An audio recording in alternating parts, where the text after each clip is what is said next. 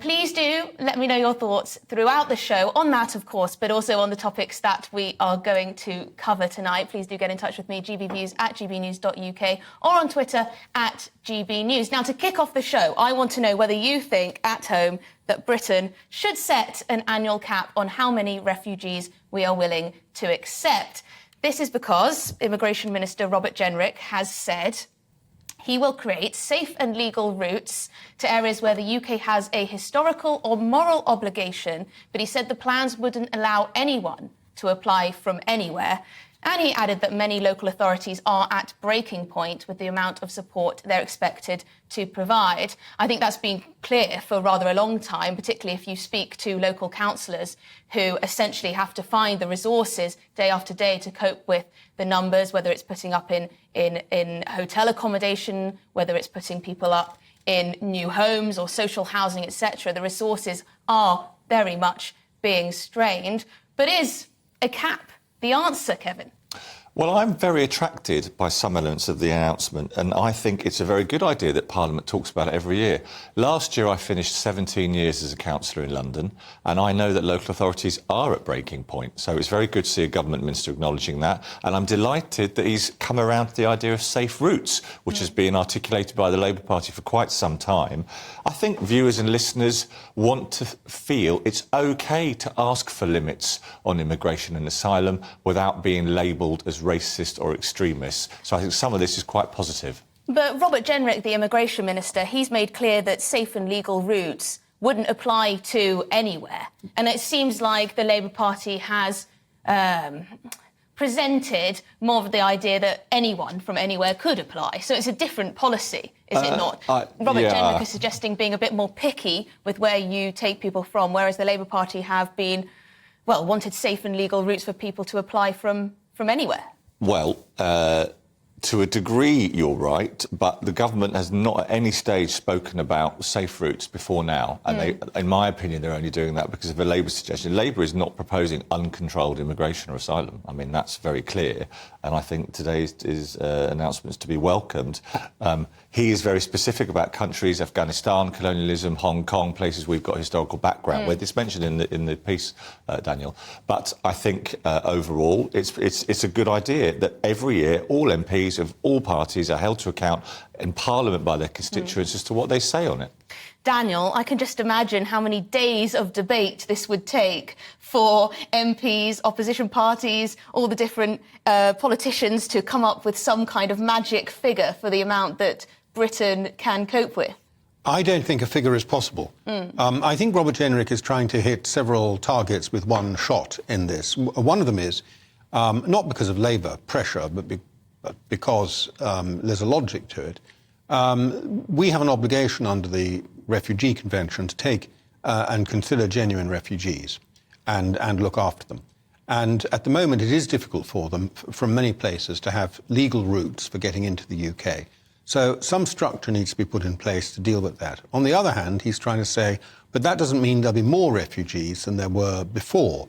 I think it's hard on the face of it to square those two. We need to see some detail about it. But in general, he's right. The difficulty is that, and that's why it should be specific, by the way, because, you know, refugees coming from sort of countries in the world that are not dangerous to live in, we wouldn't count them as refugees anyway. So we wouldn't have a legal route for refugees coming from the United States, for example. Why would you have a legal route for people coming from Canada? That's not it's not a dangerous place to be. So it will be specific to certain locations. I think that must be right.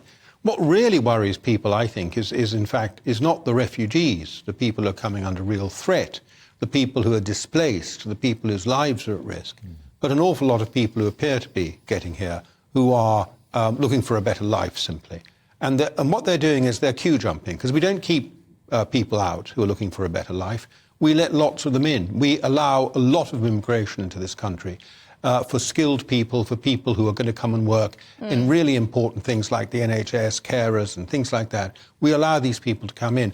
And what I think upsets people partly is the fact that these people are queue jumping, which doesn't seem fair to us. And then there is, as everybody acknowledges now, this tremendous pressure on local authorities. And where on earth do you put them?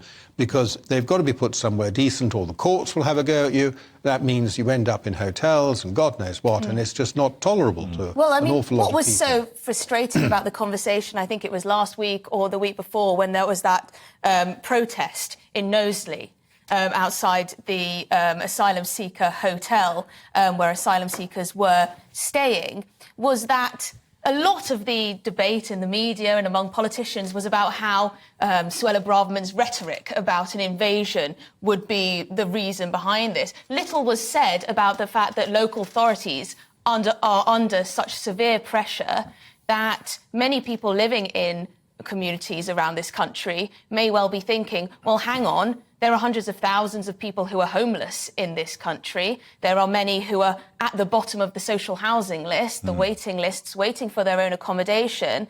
And it's hardly surprising that there's a resentment brewing, is it? Well, I think we have to be very careful not to condone in any way the actions of the violent thugs who attacked our police in Knowsley. I think what's more powerful and more interesting, and it's the first thing that Jacob Rees-Mogg has said for ages I agreed with today, where he said, well, you know, the last 13 years, housing, we haven't got a grip on housing, we haven't dealt with it. And it's, yes, mate, you've been in government, OK? You said it on this channel, this very channel 2 hours ago, hosted by, indeed, by people we know well. And I thought, yes, that's why it can breed resentment and frustration. People who've been waiting on the list for years, who perceive they've been queue jumped, no wonder they get fed up. Well, quite. And you could say this is government failure. They haven't planned ahead in terms of how much housing they should have, how much we need. But then it does beg the question also, is it possible for a country to build as many houses as we need?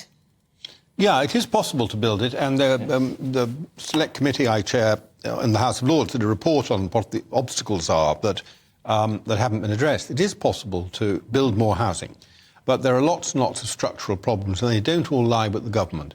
And one of them, of course, is that people don't want housing in their backyard. They don't want new housing in their backyard, even if it's, for their children and grandchildren. They wouldn't necessarily want it. So they haven't bought that argument. Kevin seems confident when I speak to him privately that there's going to be a Labour government, and why he thinks that. But he thinks there's going to be a Labour government, and good luck to Labour, because they can come out and tell us if we haven't solved the housing problem, who they're going to annoy by solving the housing problem. Well, one of the reasons I like Daniel is that he's actually done... One of the many. He's done real big jobs in politics, right? Before he was in the House of Lords, he was very, very important in London government. So he's been there and done that. He's got housing schemes through, he's made a difference. And yes, Labour, if they did have the privilege of governing after the next election, no, they have to unlock housing in this country.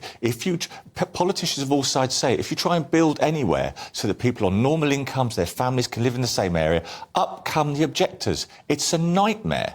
It's so difficult. But I will say, because a lot of people sitting at home will be thinking, I don't want more housing going up, regardless of who it's there to house. There are a lot of people in this country who are fed up of development after development. They're fed up of the pressure on infrastructure, be it on the NHS or local transport and whatnot. There are so many pressures, school places, etc., and constantly local councils are being asked to house, feed, school, transport people who have arrived without them even knowing. This is the reality of being a local councillor these days, is that you're told by the Home Office you're getting X amount of people. The next day they arrive and suddenly they're supposed to fund it all. But on the housing question, which is where you started, OK, it would be the challenge for the next government of whatever party to do it and not just talk about it, OK? Well, there's a lot of that in government as a whole. I mean, the chances of us actually having a cap are probably slim to none. But I do think it would focus attention on a matter that is, well, hugely frustrating, as we can see from the inbox here. Christopher has said, if the government was serious about illegal immigration, it would have taken the UK out of the ECHR years ago. A cap is yet another meaningless gimmick floated for PR reasons. I think it is, because, as Daniel said, we are part of the UN Refugee Convention, and that means that we can't really simply have a cap. on numbers, an arbitrary cap anyway. Peter says, to cap immigration, you need to be able to control the numbers. At the moment, we have no control over the numbers, so capping is just rhetoric. It does seem, Daniel, that no one trusts anything the government says on this issue. Or the Labour Party, for that matter. No. Politicians, I mean, obviously they trust what people in the House of Lords say. That's another matter, of course. Respect for those.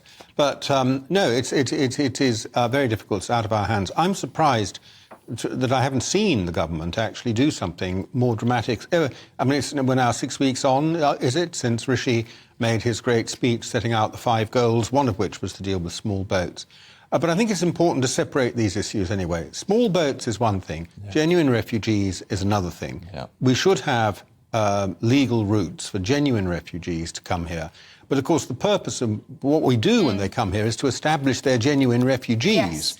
And that needs to be established, and then we have some responsibility for them. No, I think you're right. We don't have a responsibility for them if they're not genuine refugees. Legally, we don't. But because of the state of what's going on in the Channel, it's hard to separate the issues in people's minds. I know. Because people feel like the borders are completely porous at the moment. Anyway.